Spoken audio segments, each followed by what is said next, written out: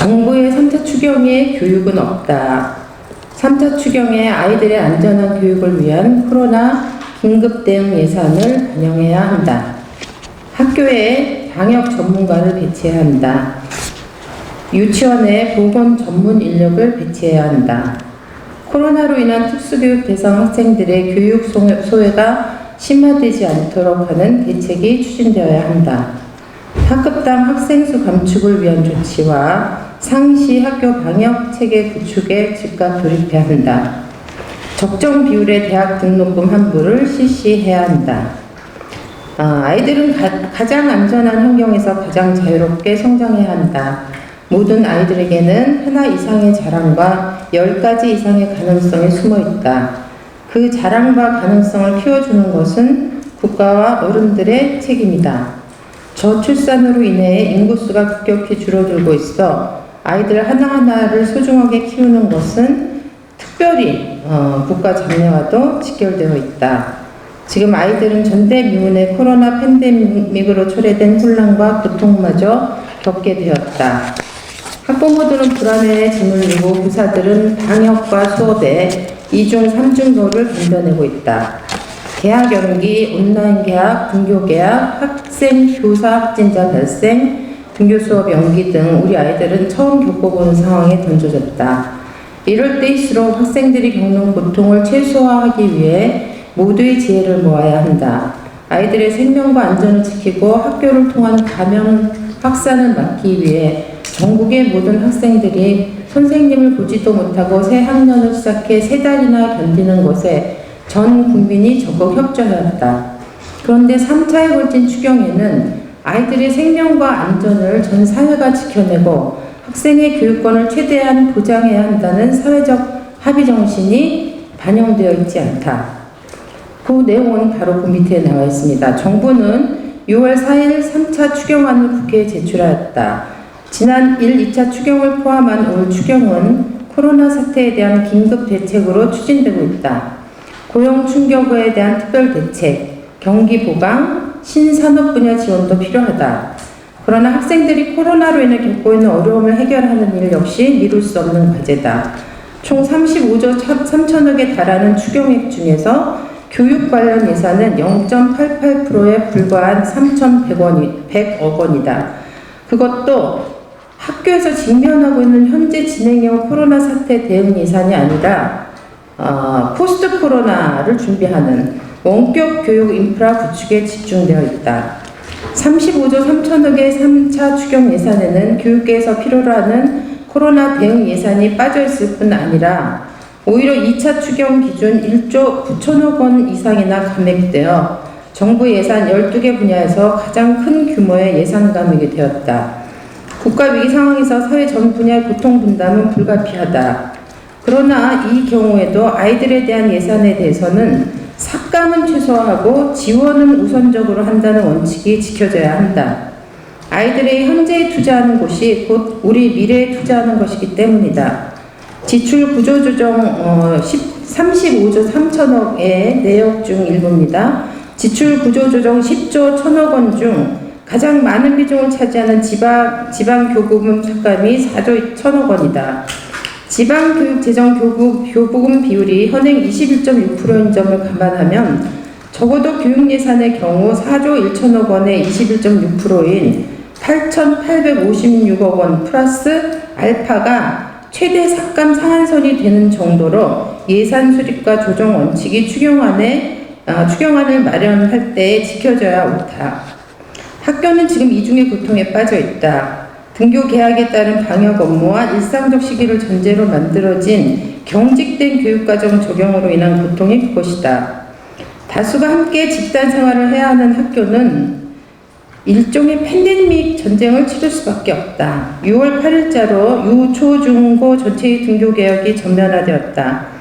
그러나 사회적 거리두기를 할 수 없는 학교의 물리적 여건으로 인해 등교 수업은 3분의 1 등교라는 제한된 형태로 이루어지고 있다. 학교 방역 역시 전문성을 갖지 못한 교사들이 담당하고 있다.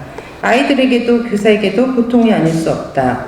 아이들의 안전을 담보할 만한 방역 물자 및 인력 확보가 추가적으로 이루어져야 한다.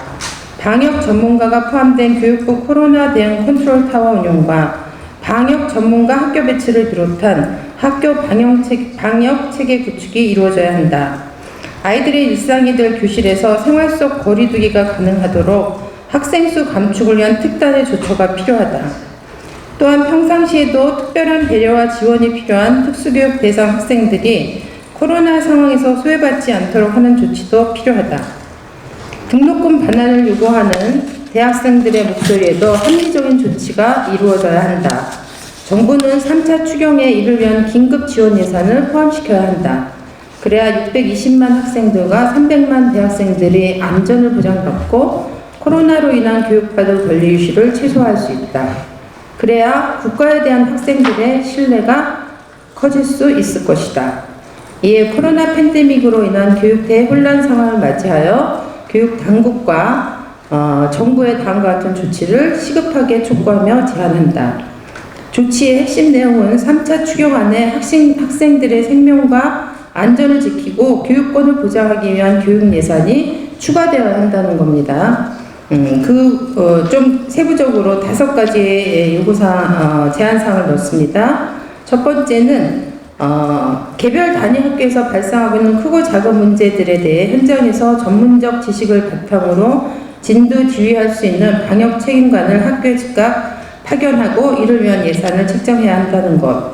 두 번째는 전국 유치원에 보건 전문 인력이 배치되고 이를 위한 예산이 확보돼야 한다는 것.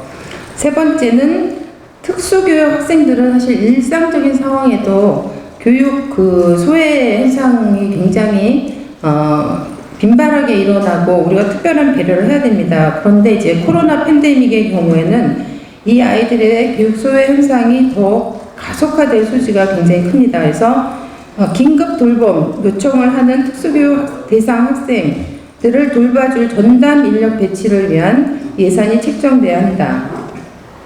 네 번째는 사회적 거리두기만큼의는 안 되지만 생활 속 거리두기로 적어도 2뼘 아이들과 아이들 사이의 간격이 2뼘 팔을 벌렸을 때 이렇게 정도의 거리가 확보되려면 지금 학급당 학생 수로는 이 조건을 충족하기가 굉장히 어렵습니다.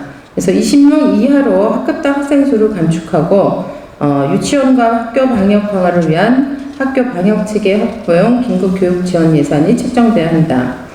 그다음에 이제 대학생들이 전국 곳곳에서 사실은 등록금 반환 요구를 하고 있는데요.